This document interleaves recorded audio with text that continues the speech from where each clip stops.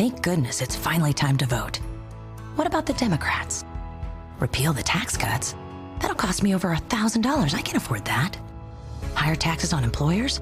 But my husband's looking for work. Government-run healthcare? Ending private insurance? We've had the same pediatrician for years. I can't do this. Okay, let's look at Republicans. Protect Medicare? Keep taxes low? More job creation? Okay, this choice is clear. Jeremy Peters, what stands out to you in terms of that ad, and what's it actually appealing to? Right. Well, this is the message that many Republicans wish President Trump would focus on. It's a message that many Senate candidates are focusing on. But it's traditional bread and butter Republican stuff. I mean, the Democrats are going to raise your taxes. They're going to mismanage your health care and hand it over to the government. I mean, it's pretty easy. And these are persuasive issues. I mean, this has been poll tested. Obviously, the RNC wouldn't be putting more than $3 million behind this ad in two states in the final days before the election if they didn't think it was going to move people. But the problem is, if you look at President Trump's messaging coming from the stage at these rallies and coming from a lot of his commercials, it's all about stoking fear, racial division, and this sense that, the country is going to go to hell if Biden is elected. This is a much softer way of saying that, but it's also a way that Republicans have seen in their data and can see in the poll numbers of their Senate candidates. It actually works. And I think the reason this is so significant is because as the race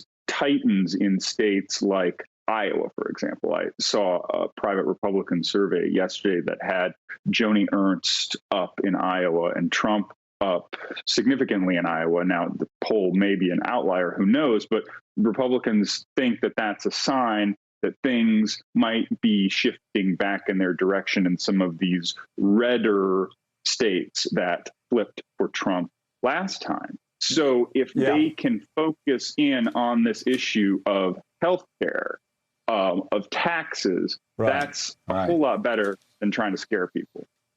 Well, they're not doing it. They're not doing it. It's crazy. And Casey, first of all, that was obviously, and it was obviously targeted for a suburban female voter, educated, wearing a mask, and talking about issues, right?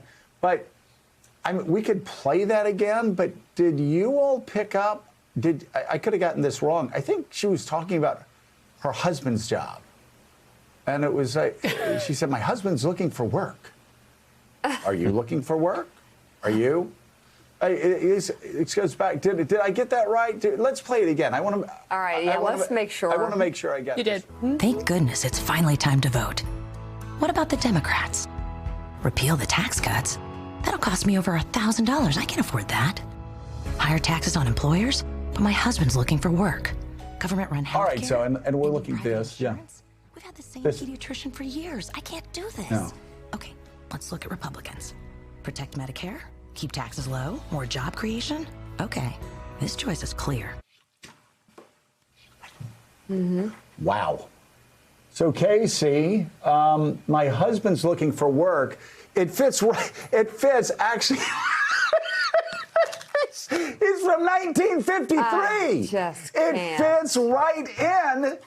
It fits right into Donald Trump going, hey, little ladies, I'm going to keep your neighborhood free of black people coming in. I mean, it is so insulting to suburban voters. So here we have the Republican Party trying to reach out to women, educated women in the suburbs who probably, I'm thinking, probably have a job. But they're talking about their husband's work. And again, we're not overstating this so much. It just shows that again, that their mindset is not from another election year. It's from like another era. Joe, suburban women are concerned about their own jobs. They're concerned about their families. That could mean their husband's job. That could mean their job. In many cases, there are women who are working more than one job to keep their families afloat. There are plenty of women out there who are breadwinners for their family. So, yes, the frame on this is incredibly limited, especially in the age of COVID, when so many people, and women in particular, have been so hard hit by the economic impacts of this. But, you know, the other thing that stuck out to me, Joe, is that there is another word that's missing from that ad, and that's the word Trump.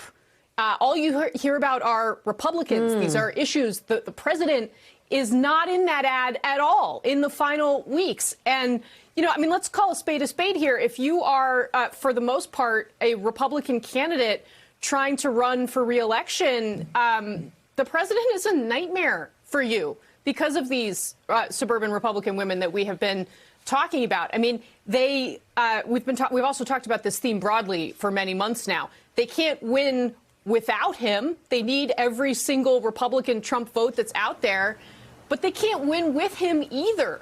They are, in many cases, running behind where he is. The only place where they're potentially on offense with a Republican Senate candidate is in Michigan, where their candidate is one of the only ones that actually can get any distance from President Trump because he hasn't been in Washington for the last year or so. I mean, the numbers Biden's in Iowa today, right? President Trump won Iowa by about 10 points in 2016.